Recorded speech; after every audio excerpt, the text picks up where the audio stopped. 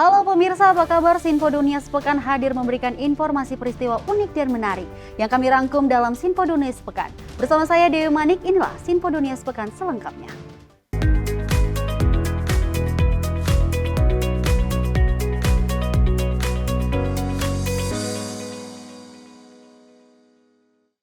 Pemirsa, informasi utama kita, masalah limbah plastik sepintas memang terlihat sebagai persoalan masif. Tapi bagi kelompok advokasi lingkungan adalah pilihan-pilihan kecil yang bisa dilakukan setiap hari untuk mengatasi persoalan global ini. Diawali dengan saat berbelanja kebutuhan dapur. Berikut informasinya. Memenuhi kebutuhan dapur di supermarket dan ikut menjaga kelestarian lingkungan hidup menjadi tantangan tersendiri di era modern. A trip to any American supermarket is a little bit of a plastics disaster, but there are steps we can take as individuals to reduce plastic. It takes a little bit of thought, and it's hard. And don't be hard on yourself. You are going to purchase some plastic when you go shopping.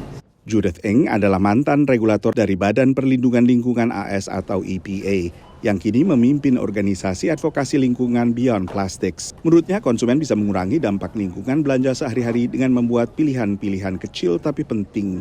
We eat a lot of peanut butter in our house, and so I look for glass jars rather than plastic jars.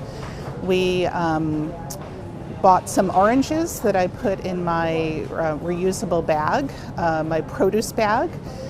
When I purchase fish, I ask them not to put it in a plastic bag, but just wrap it regularly in paper. It's really convenient to have those little pre-cut carrots, but I like to buy carrots with no packaging, and you just wash them and cut them up yourself, and they actually taste much fresher and are cheaper. Menurut pantauan PBB, setiap tahunnya manusia di seluruh dunia menghasilkan sekitar 400 juta ton limbah plastik. Limbah ini begitu tak mudah terurai seperti halnya bahan organik sehingga menjadi polutan di laut maupun daratan. Begitu pecah menjadi partikel-partikel kecil yang dikenal sebagai microplastics atau plastik mikro, bahan ini sangat mudah terhirup atau terkonsumsi manusia. All of us, they estimate, are consuming about a credit card of plastic a week, and they have detected plastics, microplastics in everybody's lungs, blood, placentas, and every corner of the earth. And so we're all becoming more plastic, even if we don't know what that means. Daur ulang dan penggunaan bahan alternatif lebih ramah lingkungan bisa mengurangi dampak negatif limbah plastik. In a generation, we became quickly used to plastics, and I think in another generation, we could decide that's not actually worthwhile. Or we at least become more discriminating in how we use them. And so that we'll think about when do we really still rely on them, and they're very important, and we can't think of an easy substitute. Pembatasan plastik terutama untuk tas belanjaan digulirkan dunia usaha dan Pemda di Amerika sejak awal tahun 2000-an. Hanya sedikit negara bagian di Amerika Serikat yang sama sekali melarang penggunaan tas plastik untuk belanjaan. Sementara sebagian negara bagian termasuk juga daerah khusus ibu kota Washington DC memberlakukan tarif untuk masing-masing tas yang dipakai. Sehingga membiasakan orang untuk membawa sendiri tasnya dari rumah. Dari Washington DC, saya Nova Purwadi dan tim VOA. Zimbabwe menghadapi puncak musim paceklik dengan 2,7 juta orang di negara ini menghadapi rawan pangan akibat buruknya panen. Menurut Program Pangan Dunia, warga Zimbabwe Barat Daya bahkan memerlukan bantuan dengan sebelum kekeringan melanda dan pemerintah minta tambahan bantuan internasional. Tanaman di daerah Mangwe di Zimbabwe Barat Daya ini layu akibat terik matahari. Para petani di sini akan menjadi bagian dari warga Zimbabwe yang memerlukan bantuan hingga tahun depan. Salah satunya adalah ibu dari 3 anak ini. Isimo sama sezilimo zami kuchile vela angikwazi ukuthi kusafika next year siyabe singaphi ngavele wahle wacha kungaka so awuzange kunethwe. Mangwe menjadi salah satu distrik di Zimbabwe yang paling terdampak kekeringan. Menurut para pejabat setempat, warga mungkin harus mencari kerja di Botswana atau daerah perkotaan untuk bertahan hidup. Nakurimiwa maboholes ana mvura, madamu ari kuenda pasi, uswa hapana. So uchatransferta kubva kudzimwe nzvimbo kuti tikone kutenga tifide those fields Makanan didistribusikan di wilayah yang terkena dampak bencana. Pejabat di Matabeleland Selatan di wilayah Mangwe mengatakan pemerintah meminta badan-badan bantuan internasional untuk meningkatkan bantuan. Menurut para pejabat, krisis semakin memburuk di wilayah ini akibat kekeringan berulang yang diakibatkan pola cuaca El Nino. The crop situation in Zimbabwe is very poor at the moment, and we expect that the number of people who will not have adequate stock from their own production to last them until the next harvest, which would be then by the middle of next year, that number of people who will not be able to meet their food needs over that full period will go up. Pemerintah Zimbabwe memperkirakan panen tahun ini akan menghasilkan sekitar 868.000 ton biji-bijian, turun 62% dari total tahun lalu, dan jauh di bawah target yang telah ditetapkan para pejabat. Menurut lembaga bantuan, mereka sedang meningkatkan upaya untuk membantu. We're focusing on this January to March period, which we have identified is the peak of the lean season. It's the most critical period. But as you're mentioning, it's also important for us to provide additional opportunities so that even throughout the year, people have options and means to support their families and households. Menteri Informasi Zimbabwe mengatakan negaranya sedang berupaya meringankan dampak kerawanan pangan dengan membebaskan pajak impor beras, jagung, benih kentang, minyak goreng, dan jagung hasil rekayasa genetika untuk pakan ternak, sebagai upaya untuk menurunkan harga-harga bagi rakyat kecil di Zimbabwe. Dari Arlington, Virginia, saya Helmi Yohanes dan tim VOA. Informasi selanjutnya pemirsa, ini merupakan dari dunia perfilman di mana ada industri film Nigeria berkembang pesat dengan produksi mencapai 1.000 film per tahunnya. Sehingga menjadi yang terbesar kedua di dunia setelah Bollywood di India. Desember lalu sebuah film Nigeria memecahkan rekor box office domestik dan hal ini semakin mendorong optimisme para instan film negara tersebut. Sinias asal Nigeria, Paul Cast, melakukan sentuhan akhir untuk film terbarunya berjudul Just the Two of Us. Proyek ini rencananya akan dirilis pada bulan April dan Paul berharap film ini akan sukses besar. Storyline was mainly around a couple and how they were able to go through their journeys and go through lots of highs and lows, mainly trying to typify the kind of struggle that could come in when people are in relationships. Paul adalah mantan mahasiswa psikologi yang memulai karir filmnya pada tahun 2019. Dari segi produksi, industri film Nigeria yang disebut Nollywood adalah yang terbesar kedua di dunia setelah Bollywood di India, dengan memproduksi lebih dari 1.000 film setiap tahunnya. Desember lalu, film Nigeria berjudul A Tribe Called Judah menjadi film pertama yang menghasilkan 1 miliar naira atau setara dengan 1,1 juta dolar di box office domestik. Menurut pemeran film A Tribe Called Judah Olumido Wuru, film yang bercerita tentang seorang ibu tunggal dengan 5 anak laki-lakinya yang berjuang untuk memenuhi kebutuhan hidup ini menjadi kisah umum di Nigeria. I think everybody that saw the movie just saw a bit of themselves in terms of just wanting to do whatever it takes for your mom to be happy and comfortable. Para pemain mengatakan kesuksesan film Lionheart yang menjadi film Nigeria pertama yang ditayangkan di Netflix pada tahun 2019 juga menginspirasi para sineas. We actually didn't have avenues of distribution like that, but ever since Genevieve came up and did Lionheart, and it just opened up, the door to Netflix and other streaming platforms. It just made people see possibilities. Tapi menurut para sineas, akses terhadap pendanaan masih menjadi tantangan dan mereka ingin pemerintah dan lembaga keuangan Nigeria berinvestasi lebih banyak dalam industri film. There's been improvements in the cinematics, the cinematography, the lighting, so there are more opportunities, sound design, as opposed to before when it was just, get a camera, you have a story, you point and you shoot. Hasil produksi industri film serta pasar yang terus berkembang menjadi kabar baik bagi para sinias seperti Paul Cast dan juga jutaan warga Nigeria yang tengah menunggu untuk melihat film besar berikutnya ditayangkan di bioskop. Dari Arlington, Virginia, saya Helmi Yohanes dan tim VOA. berkembang pesat, kita harus dapat contoh nih yang baik. Dan kita beralih ke informasi selanjutnya pemirsa, sebagai salah satu pusat manufaktur dan teknologi di Asia, Taiwan mengalami kekurangan talenta untuk sektor teknologi tingkat tinggi. Pulau tersebut melirik ke Asia Tenggara sebagai solusi. Di saat yang sama, jumlah mahasiswa internasional di Taiwan terus meningkat, terutama dari Indonesia dan Vietnam. Pencakar langit Taipei 101, gedung tertinggi di Taiwan, berdiri kokoh meski diterpa gempa. Konstruksi tahan gempa ini menarik mahasiswa asal Indonesia belajar teknik sipil di Taiwan. It's the famous tourism spot, but I could learn about how it's the construction method that used in the Taiwan 101, how the building is built. Happy adalah salah satu dari hampir 27.000 mahasiswa internasional dari berbagai negara yang belajar di Taiwan. I'm really interested to study here because Taiwan is known for its advanced construction method. Jumlah mahasiswa Vietnam yang belajar di Taiwan juga terus meningkat. Mereka adalah kelompok mahasiswa asing terbesar di Taiwan. Jumlahnya hampir 1/4 dari total mahasiswa internasional. Seperti Truong Min, yang menempuh pendidikan master di Universitas Sains dan Teknologi Minshin. 当初我过来台湾的时候，就是有被听说台湾很发展是在那个化学领域跟材料领域的部分，所以我很喜欢这一块。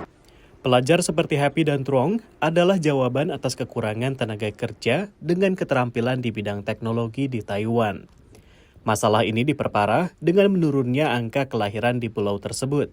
Pemerintah Taiwan tahun lalu meluncurkan rencana untuk melipat gandakan jumlah mahasiswa asing hingga 3 kali lipat pada tahun 2030 dan mempertahankan 2/3-nya untuk pekerjaan setelah lulus.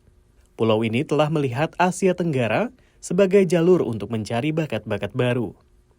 Glenn Andres adalah mahasiswa tahun ketiga dari Filipina yang sedang meneliti semikonduktor. If given a chance to advance in my career here in Taiwan, I will stay. And we all also know that Taiwan is one of the leading manufacturers of producers of semiconductor products. Banyak mahasiswa yang menggabungkan studi mereka dengan magang, dengan harapan mereka akan mendapatkan pekerjaan di bidang teknologi di Taiwan. Badan Pemerintah Amerika Serikat International Trade Association menyatakan bahwa perusahaan-perusahaan teknologi Taiwan seperti Foxconn dan juga HTC telah mendapat pengakuan global dalam sektor teknologi informasi. Dengan Taiwan, Amerika Serikat memiliki kerjasama perdagangan dan juga investasi teknologi sejak tahun 2021, utamanya untuk mengamankan rantai pasok dari 5 sektor, yakni teknologi 5G, semikonduktor, keamanan cyber, mobil listrik, dan juga energi terbarukan. Dari Washington DC, saya Rio Tuasikal dan tim VOA. Terima kasih masih bersama Sinfo Dunia Sepekan. Pemirsa, kita lanjut informasi selanjutnya. Ini ada generasi kedua imigran Indonesia di Amerika Serikat seringkali dihadapi satu tantangan, menguasai bahasa ibu mereka. Di kampus di kampus terkenal University of Pennsylvania, kelas bahasa Indonesia dimanfaatkan anak-anak imigran Indonesia untuk mengasah kemampuan bahasa Indonesia mereka yang semakin memudar. Berikut informasinya. Ini adalah presentasi mahasiswa kelas bahasa Indonesia pemula di University of Pennsylvania. Jack dan Arnaf adalah dua mahasiswa S1 keturunan Indonesia yang tengah mengambil kelas bahasa Indonesia ini. Saya berasal dari Jakarta, tapi semua keluarga on his side dari China. Chindo, yeah. Chindo. I was in Jamaica my whole life. So, I mean, like, most of my culture is Jamaican. I guess like some parts of it are Indonesian. To be fair, like it's Indian either way. Like I'm either Indian in Jamaica or Indian in Indonesia. So kelas ini adalah satu dari 50 bahasa minoritas yang diselenggarakan oleh University of Pennsylvania di Philadelphia dan diajar oleh Citra Wardani yang mengajar lewat program pertukaran Fulbright Foreign Language Teaching Assistant. Aku juga ketemu murid-murid yang fun banget mereka belajarnya dan aku punya hubungan yang dekat sama mereka not as teacher gitu, tapi lebih kayak mentor, kayak kakak gitu kalau buat mereka. Iya, boleh. Coba. Metode yang diajarkan Citra menekankan ke pembicara sehari-hari yang dirasa akan lebih bermanfaat untuk para mahasiswa ini untuk berinteraksi dengan warga Indonesia. Like the foremost point of the class is to learn how to speak with Indonesians, not worry about formal or informal. Just get it out there and just keep speaking the language. And I feel like that's honestly the best way to learn. We also go to we went to restaurants together, we know to order food. Suka makan nasi goreng, pretty basic. Tapi saya juga suka makan ayam gulai dan makanan Padang lain. Dari 1 sampai 10, skill bahasa Indonesia kalian berapa? 4. 4 juga. Mayoritas mahasiswa kelas bahasa Indonesia di kampus ini tumbuh dan besar dengan orang tua asal Indonesia. Namun, justru kesulitan untuk berkomunikasi aktif dalam bahasa ibu mereka. Seperti curhatan Zora dan Timothy yang masuk di kelas bahasa Indonesia tingkat lanjut yang diajarkan oleh Citra. Saya ambil kelas ini untuk bisa lebih lancar bahasa Indonesianya, karena saya ngomong bahasa Indonesia sama mami papiku. Ya saya juga kesel kalau nggak tahu gimana bisa ngomong di Indo, karena saya suka ngomong tentang banyak science related things. University of Pennsylvania berada di kota Philadelphia yang dikenal memiliki konsentrasi diaspora Indonesia yang tinggi, termasuk para mahasiswa yang bersekolah di sini. Kepiawaian bahasa Indonesia imigran Indonesia generasi kedua umumnya memudar, namun budaya dan nilainya masih tetap bertahan. Mungkin kalau untuk yang orang tuanya orang Indonesia itu masih lumayan dekat ya, jadi mereka bisa relate kalau misalnya orang Indonesia basa basinya itu straightforward banget ya, nanya udah punya pacar, udah gede ya masih inget tante nggak ya, kalau kayak gitu mereka ngerti. Cuman mereka juga paham kalau waktu orang Indonesia misalnya kasih pendapat suka muter-muter nih ngomong, tapi kalau lagi basa-basi straightforward banget. Bagi para murid Citra, belajar bahasa Indonesia tak sekadar mengejar nilai, namun juga untuk kembali mengenal dan mempertahankan budaya kampung halaman orang tuanya. Dari Philadelphia, Randy Wicaksana, VOA. Nama Indonesia kembali bergaung di salah satu pameran dagang kopi spesial terbesar dunia, Specialty Coffee Expo yang berlangsung di Chicago. Selain mengusung kopi spesial dari Sumatera, Sulawesi, dan Jawa, terdapat pula inovasi teknologi temper kopi buatan anak bangsa. Dan ini merupakan serta kemenangan barista Indonesia di ajang World Brewers Cup yang mengalahkan pesaing dari 40 negara. Wow, keren sekali ya. Berikut cuplikannya. Specialty Coffee Expo yang berlangsung setiap tahun merupakan ajang bisnis ke bisnis terbesar se-Amerika Utara untuk para profesional dan penikmat kopi. Pameran dagang ini mempersatukan pengunjung dengan pelaku industri kopi lewat berbagai acara, mulai dari pameran aneka produk kopi hingga serunya berbagai kompetisi tingkat nasional dan internasional. Termasuk World Brewers Cup yang diikuti barista unggulan yang terseleksi dari 41 negara termasuk Indonesia yang diwakili Rian Wibawa. I would like to share with you a tasting experience. Ada sebuah filosofi yang ingin disampaikan Rian lewat racikannya. This will not only celebrate the coffee potential, but my country spirit, Bhinneka Tunggal Ika, which means unity in diversity. I'm Ryan from Indonesia. I'm very grateful to serve you this cup of coffee and the harmony. Rian berhasil memikat dewan juri dan meraih juara ketiga dalam kompetisi bergengsi ini dengan paduan 3 varietas kopi, yaitu Geisha dari Panama, Om Ligon dari Kolombia, dan Excelsa dari Indonesia. Jangan pernah berhenti belajar, karena kalau ngomongin nyeduh kopi itu nggak ada ilmu pastinya. Nggak ada 1 tambah 1 itu jadi 2. Jadi terus explore, terus cari tahu, karena dengan kita explore dan cari tahu dari keingintahuan diri sendiri, bisa jadi itu sebuah inovasi walaupun kecil, ternyata ada manfaatnya buat industri kopi. Ada 12 vendor yang mewakili Indonesia di tahun ini, membawakan kopi specialty dari berbagai daerah di Indonesia, termasuk dari Pulau Sumatera, Sulawesi, dan Jawa. Salah satunya adalah Lucy Teja Sukmana dari Grape Farm, pertanian di Pegunungan Patuha, Ciwidey, Jawa Barat. Pertanian yang memproses biji kopi dengan konsep berkelanjutan dan pengelolaan nol limbah ini pun sejak tahun 2005 menyuplai kopi Arabica kualitas tinggi hasil budidaya petani lokal terlatih. Jadi dari hasil dari ekspor tersebut, beberapa buyer juga tertarik untuk meminang produk kami untuk masuk ke dalam pasar Amerika Serikat. Beberapa peserta lainnya yang juga sama-sama petani dan prosesor dari seluruh dunia itu cukup terkejut ya dengan cita rasa kopi Indonesia yang memang rich, memang kaya rasa, lalu memiliki keunikan tersendiri. Spotnya Indonesia itu bisa dibilang menjadi salah satu spot primadona ya, karena memang selalu dipenuhi oleh banyak sekali pembeli, calon-calon importir dari Amerika, bukan dari Amerika aja tapi dari Eropa juga dari negara-negara lainnya itu banyak sekali yang mengunjungi pavilion Indonesia. Ada pula teknologi karya anak bangsa yang kian populer dan mengglobal, yaitu Boss Temper, singkatan dari Boston Electronics Temper, kreasi Daniel Kurnianto, seorang pengusaha Indonesia yang bermukim di kota Boston.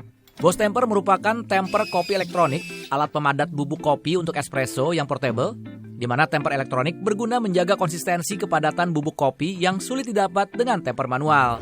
Inovasi ini mendapat Red Dot Design Award 2024, salah satu kompetisi desain internasional terbesar. Datang di coffee shop, saya pernah ngerasain sekali tiba-tiba espresso latte-nya berbeda banget.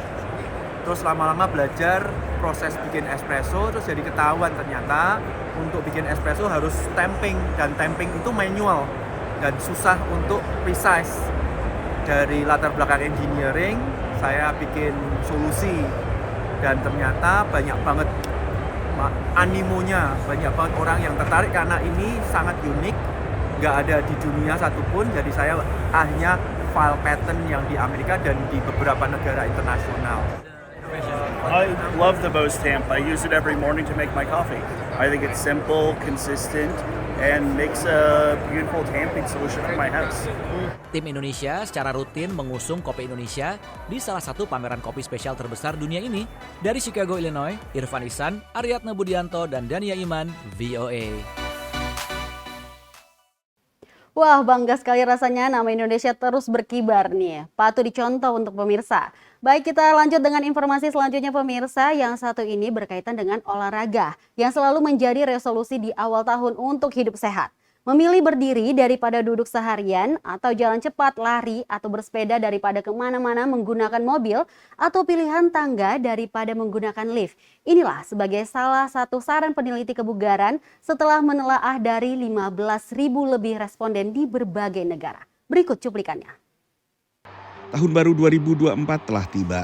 Banyak orang menetapkan niatan atau resolusinya untuk tahun mendatang. Biasanya seputar memperbaiki kesehatan. Try to be more healthy, cut back on my drinking and cigar smoking, try to save up on some money and overall try to live a better life. Sebagian lain tak bergantung pada resolusi tahun baru. When I would start it on a certain day, then it felt like it was a task and you had to do it. But if you just try and live your life that way every day and give yourself a break now and then, you don't have to do it every day. So I found that I stick to those things longer than if I try and make a resolution. Pada saat yang sama, temuan ilmuwan dari Institut Olahraga, Kebugaran dan Kesehatan di University College London menemukan olahraga singkat saja secara rutin membawa dampak kesehatan positif. You get more benefit from replacing 10 minutes of sitting or 10 minutes of standing. And always we found that sitting or laying, so sedentary behaviors, were the worst for you. So things like watching TV, even sitting in a car, commuting, laying down on the sofa, scrolling on your phone, that type of thing. Lalu kegiatan di sekitar rumah bisa membantu menjaga kesehatan fisik. Like for example, when you go grocery shopping, you're going to lift 2 bags and walk into your house with them. That is incredibly useful for maintaining your muscle strength. Also, picking up cans and putting them in the fridge or on shelves, that's also useful. So just try to get activities in every day. Selain itu, tak perlu peralatan canggih untuk bisa menjaga kesehatan. It doesn't need to be something difficult. It's things like press-ups. If doing one on the floor is difficult, we could do it against a wall or a kitchen counter. So what I mean by that is something that looks like this.